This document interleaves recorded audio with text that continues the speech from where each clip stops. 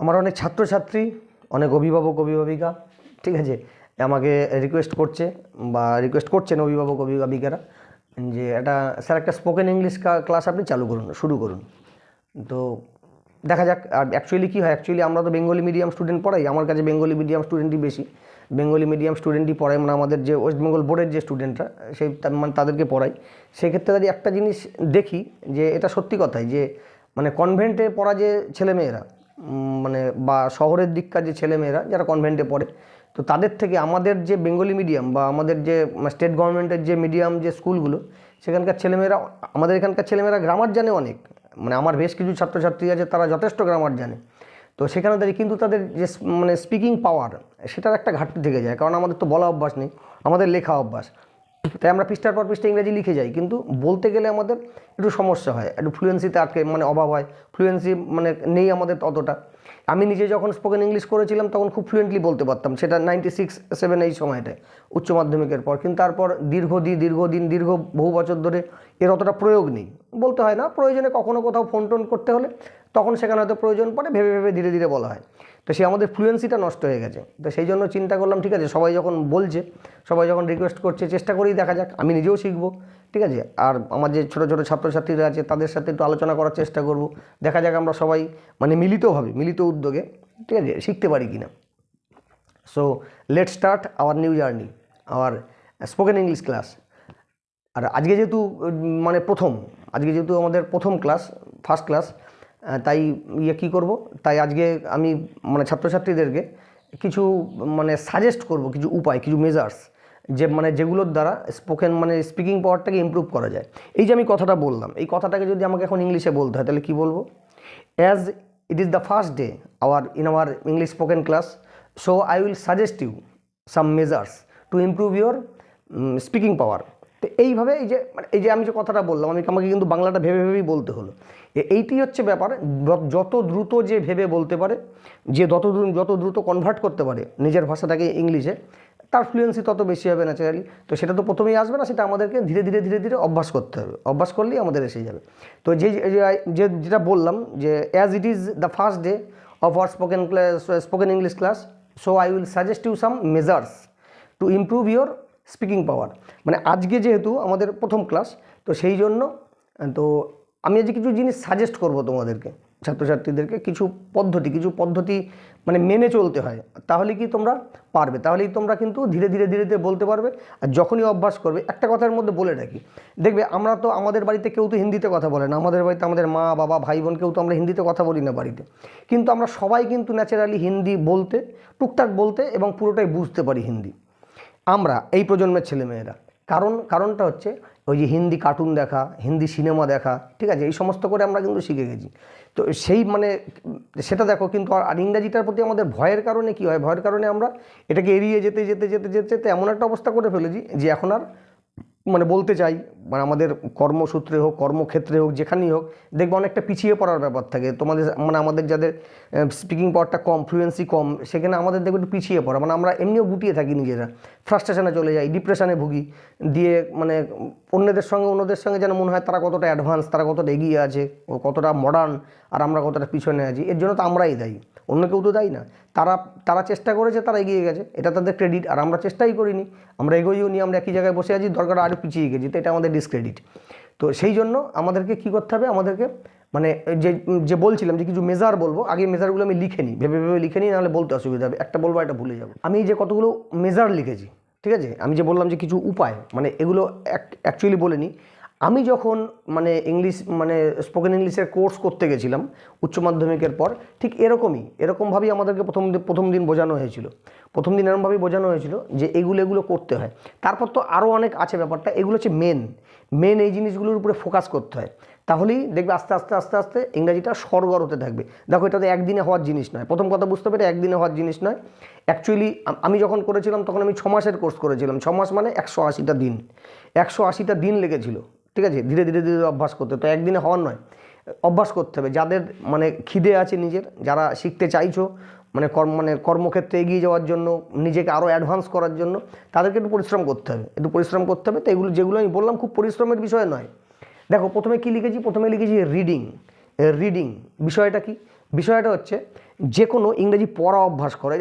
যারা স্টুডেন্ট আছো তারা তো তোমাদের বই তো পড়ো ইংরেজি, সেটাকে খুব লাউডলি পড়ো, লাউডলি, ওই মনে মনে, মানে তোমার কি সেই চুপি চুপি পড়ার মতো ফিস ফিস ফিস ফিস করে, ওটা কি, ওটা হচ্ছে আত্মবিশ্বাসের অভাব থাকে, ওটা কনফিডেন্সের ল্যাক অফ কনফিডেন্স। সেই কারণে কিন্তু আমরা কি করি, যাদের মানে ল্যাক অফ কনফিডেন্স থাকে তারা কি করে, তারা খুব ধীরে ধীরে পড়ে, খুব চুপি চুপি পড়ে, ঠিক আছে, যে ওয়ার্ডটা পারলাম না সেটাকে এড়িয়ে যাওয়ার চেষ্টা করে। এই সমস্ত জিনিসগুলো করো, আমরা পড়ার ব্যাচেও দেখি।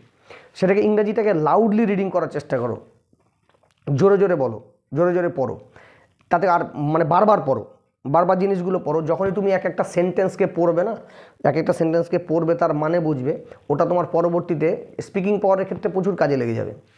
স্পিকিং পাওয়ারের ক্ষেত্রে প্রচুর কাজে লাগবে। এটা বললে বুঝতে পারবে না, কিন্তু যখন তোমরা এটা করবে তখন নিজেরাই বুঝতে পারবে। যখনই তুমি কোনো কিছু বলতে যাবে, তোমার ভুলটা তোমার মানে নিজের ভুলটা নিজের কানে বাজবে। যখনই তোমার ওই লাইনগুলো পড়া অভ্যাস থাকবে, তার মানে জানা অভ্যাস থাকবে, তুমি যখনই ভুলভাল বলতে যাবে তোমার কানে বাজবে। হলো এই একটা ব্যাপার। 2, বলছি English movie and English song. English movie দেখবে, এই যে আমি একটা কথা বললাম না তখন, যে কথাটা যেটা বললাম যে আমরা হিন্দি কী করে শিখে যাই, আমরা হিন্দি এমনি এমনি শিখে যাই। কারণটা হচ্ছে আমাদের এই হিন্দি কার্টুন আর হিন্দি সিনেমা। আমরা কেউ হিন্দি বই পড়ে শিখিনি। একটা জিনিস দেখো, আমরা যারা হিন্দিতে কথা বলি বা হিন্দি বুঝি, আমরা কিন্তু কেউ হিন্দি বই, ওই স্কুলে কবে পড়েছিলাম, 5-এ ছিল, 7-এ ছিল, এরকম ভাঙাচোরাভাবে হিন্দি বা সংস্কৃত ছিল, ওই করে শেখা যায় না, ওই করে আমরা শিখিনি। মানে গ্রামার শিখে আমরা বলি না, আমরা কিন্তু হিন্দি বলি কী করে, সিনেমা দেখে। সিনেমা দেখে আমরা হিন্দি বুঝতেও পারি, অল্প বিস্তর বলতেও পারি। তাহলে কী করতে হবে, তাহলে ইংলিশ মুভি দেখতে হবে। ইংলিশ মুভি, আর যাদের বাড়িতে বাচ্চা আছে, যারা বাচ্চাদেরকে শেখাতে চাইছেন একদম ছোট থেকে, তাদের বলবো বাড়িতে যত কার্টুন আছে সব কার্টুন কিন্তু ইংলিশেও হয়, হিন্দিতেও হয়। হিন্দি কার্টুনগুলোকে কেটে বাদ দিয়ে দিন, ইংলিশ কার্টুন রাখুন টিভিতে ইংলিশ কার্টুনগুলো রাখুন। বাচ্চারা 1 দিন 2 দিন চিৎকার চেঁচামেচি করবে, দেখবে না, কার্টুন দেখা বন্ধ করে দেবে, কিন্তু আবার ঠিক দেখবে ছবি দেখবে, প্রথমে কিছুই বুঝবে না, কিন্তু ধীরে ধীরে ধীরে ধীরে তারা বুঝতে শিখে যাবে, ধীরে ধীরে ধীরে ধীরে বুঝতে শিখে যাবে। এটা অ্যাপ্লাই করুন বাড়িতে।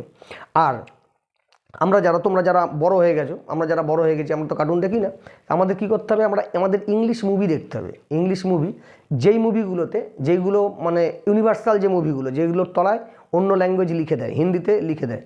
দেখবি অনেক ইংলিশ মুভি আছে নিচে হিন্দিতে লেখাটা যায়, বাংলায় লেখাটা যায়, যাতে করে আমরা বুঝতে পারি মানে জিনিসটা কী বললো, যাতে আমরা বুঝে নিতে পারি।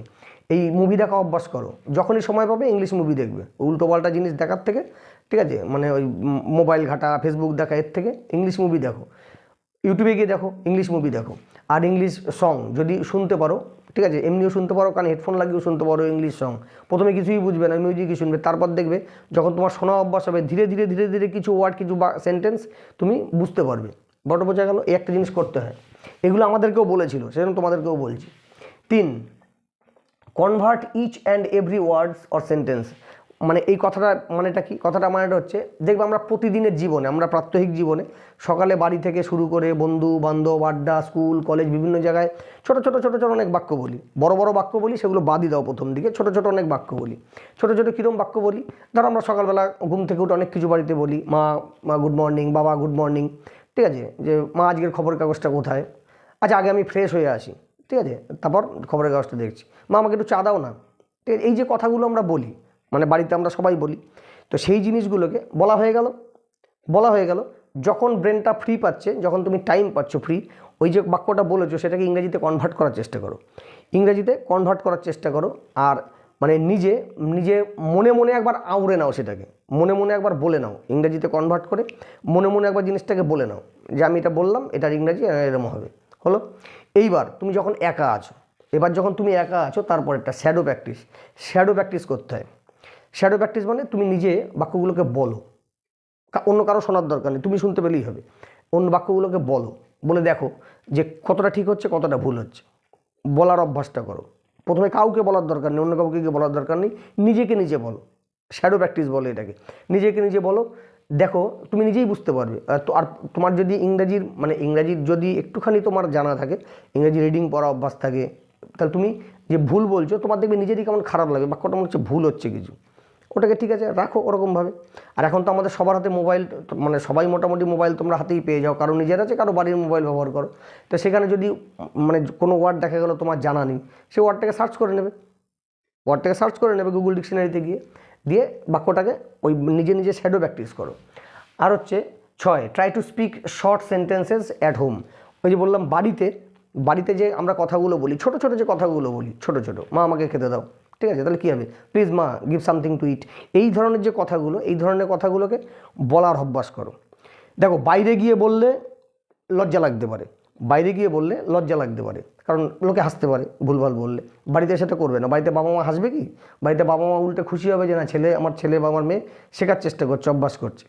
হলো, এটা বলার চেষ্টা করো বাড়িতে, ধীরে ধীরে ধীরে ধীরে ছোটো ছোটো বাক্যগুলো বলার চেষ্টা করো, দেখবে আস্তে আস্তে আস্তে কী হবে, একটা কনফিডেন্স গ্রো করবে নিজের মধ্যে একটা কনফিডেন্স গ্রো করবে, বলার একটা অভ্যাস তৈরি হবে। আর 7, গ্রুপ ওয়ার্ক।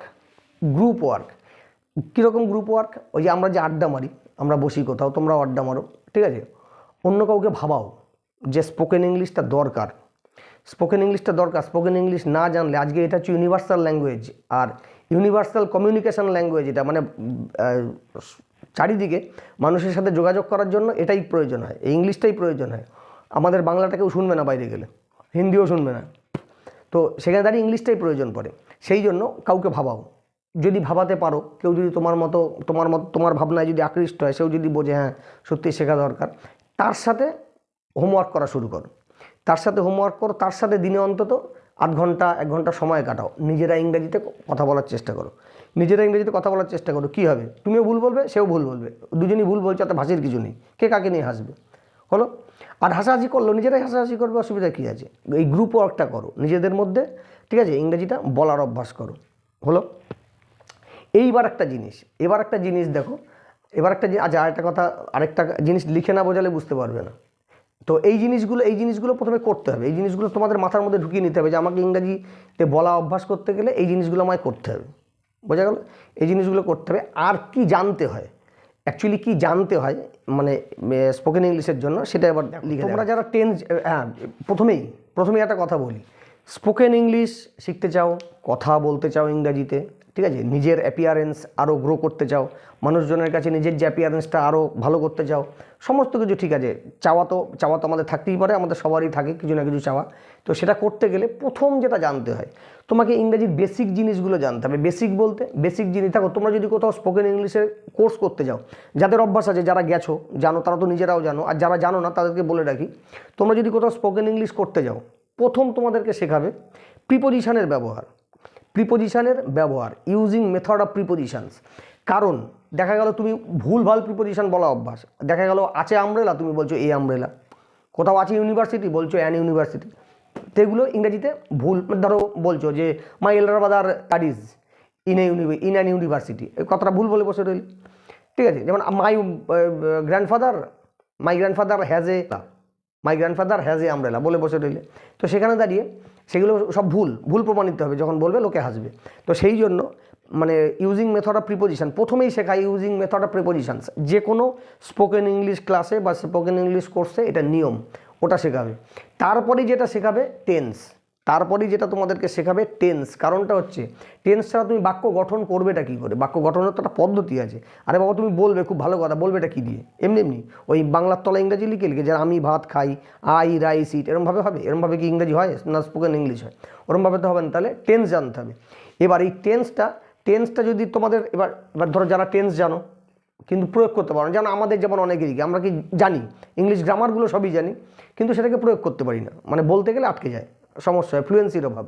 তো সেক্ষেত্রে সেটা আলাদা জিনিস। আর যারা জানো না তাদেরকে কিন্তু টেন্স জানতেই হবে, সেটা তোমরা গ্রামার বই পড়ে শেখো, বা যদি মনে হয় যে এই অধমের ভিডিও থেকে শিখবে, তাহলে ভিডিও সেকশানে চলে যাবে, আমার চ্যানেলের ভিডিও সেকশানে চলে যাবে, একদম নিচের দিকে, একদম শুরুর দিকে চলে যাবে, ভিডিওগুলোকে তুলে একদম নিচের দিকে চলে আসবে, ওখানে একদম বেসিক গ্রামার শেখানো আছে এবং 12টা টেন্সই বলা আছে, 12টা টেন্সই একদম সহজ ভাষায় বোঝানো আছে। টেন্স শিখতেই হবে, নাহলে কিন্তু এটা আবার ভেবে নিও না যে আমি বিজ্ঞাপন দিচ্ছি, আমি নিজের বিজ্ঞাপন দিচ্ছি যে আমি টেন্স শিখিয়েছি, না সেটা নয়। যদি প্রয়োজন পড়ে কারো দেখে নিতে পারো, নচেত মানে দেখলেও কি না দেখলেও কি, মানে দেখলে নিজেরা শিখবে, বা পড়লে গ্রামার বই থেকে পড়লে নিজেরা শিখবে, না দেখলে না পড়লে শিখবে না, নিজেরাই শিখবে না, ইংরাজি বলার চেষ্টা করবে, ভুলভাল ইংরাজি বলে বেড়াবে, সেটা আলাদা বিষয়।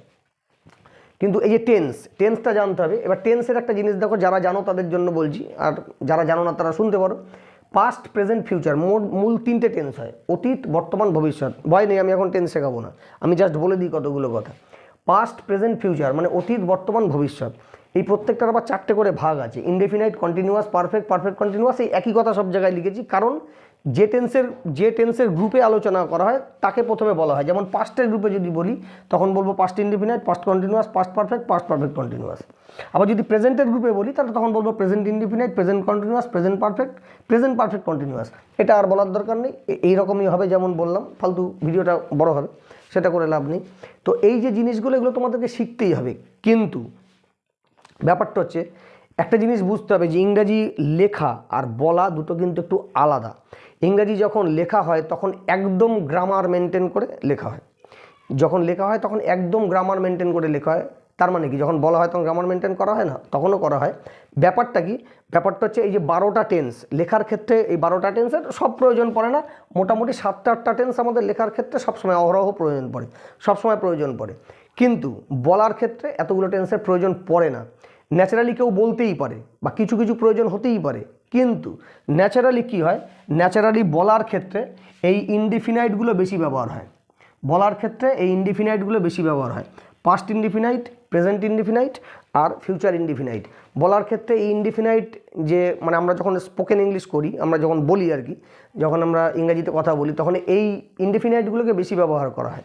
একটা উদাহরণ দিই, কীরকম, ধরো যদি বলা হয় আমি এই মাত্র, ধরো বললাম আমি এই মাত্র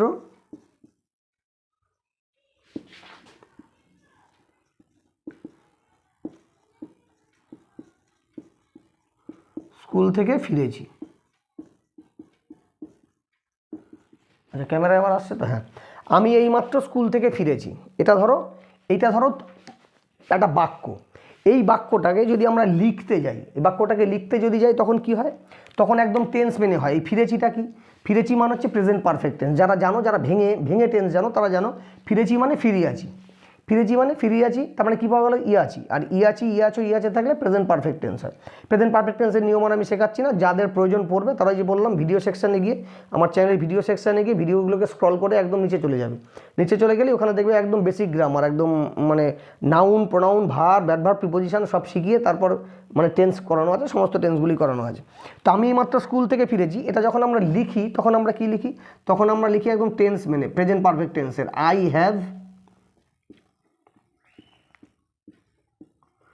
I have returned অথবা come back from school just now।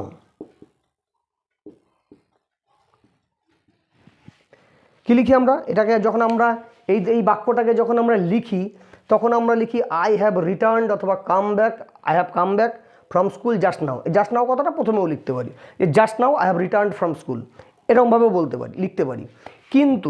কিন্তু যখন আমরা, আচ্ছা উপরেরটা একটু মুছে দিই, কিন্তু যখন আমরা এই কথাটাকে বলতে যাব, তখন কি হয়, যখন আমরা এই কথাটাকে বলতে যাব, মানে স্পোকেন ইংলিশের কথা বলছি, স্পোকেন ইংলিশের ক্ষেত্রে তখন কিন্তু এরকমভাবে বলা হয় না, ন্যাচারালি বলা হয় না। তখন আমরা কি বলি, তখন আমরা বলি just now I came back,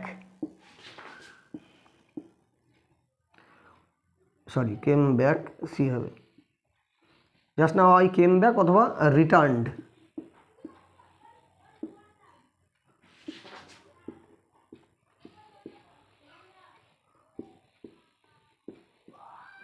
from school. যখন আমরা স্পোকেন ইংলিশের ক্ষেত্রে কী হয়, স্পোকেন ইংলিশের ক্ষেত্রে এই বাক্যটা, এই যে আমি এইমাত্র স্কুল থেকে ফিরেছি, লিখতে গেলে একদম প্রেজেন্ট পারফেক্ট টেন্স মেনটেন করেই আমরা লিখি। কিন্তু যখন স্পোকেনের ব্যাপারটা চলে আসে, স্পোকেন ইংলিশ আমরা করতে যাই, তখন আমরা কি বলি, just now I came back অথবা just now I returned from school, বা অথবা I came back I returned from school just now। তাহলে এটা কি হয়ে গেল, এই কেম ব্যাকটা কী হয়ে গেল, এই কেম ব্যাকটা হয়ে গেল past indefinite tense. Came back বলো আর রিটার্ন বলো, যাই বলো, এটা হয়ে গেল পাস্ট ইনডিফিনাইট টেন্স। কারণ এই যে আমি এইমাত্র ফিরেছি, প্রেজেন্ট পারফেক্ট টেন্সের কী নিয়ম, কাজটা হয়ে গেছে, তার রেস রয়ে গেছে, আর অনেক কিছু আছে। কিন্তু আমরা ন্যাচারালি করি কি, ভার্বের শেষে যদি, ক্রিয়াপদের শেষে যদি আছে থাকলে তাহলে আমরা সেটাকে প্রেজেন্ট পারফেক্ট টেন্স বুঝি এবং প্রেজেন্ট পারফেক্ট টেন্সের নিয়ম অনুযায়ী লিখি। কিন্তু স্পোকেনের ক্ষেত্রে এটাকেও পাস্টেই ফেলে দেওয়া হয়, মানে আমি মানে আমি মাত্র স্কুল থেকে ফিরেছি মানে হচ্ছে আমি স্কুল থেকে ফিরলাম, বাংলায় হয়ে যায়। কিন্তু ইংলিশে কী হয়, ইংলিশে নর্মাল ওটাকে পাস্ট ইনডিফিনিট টেন্সে লেখা হয়, সিম্পল পাস্টে লেখা হয়। তো just now I came back from school, এটি হচ্ছে বলার স্টাইল। এবার বলবে এটা বললে কি হতো না যদি এরকম বলতাম, মানে স্পোকেন ইংলিশের ক্ষেত্রে যদি বলি যে আই হ্যাভ রিটার্নড বা I have come back from school just now, হ্যাঁ বললে তো হতোই, ওটা তো ভুল নয়, ওটা তো ভুল না, ওটা তো ঠিক করতে আমরা তো ওইভাবে লিখিত।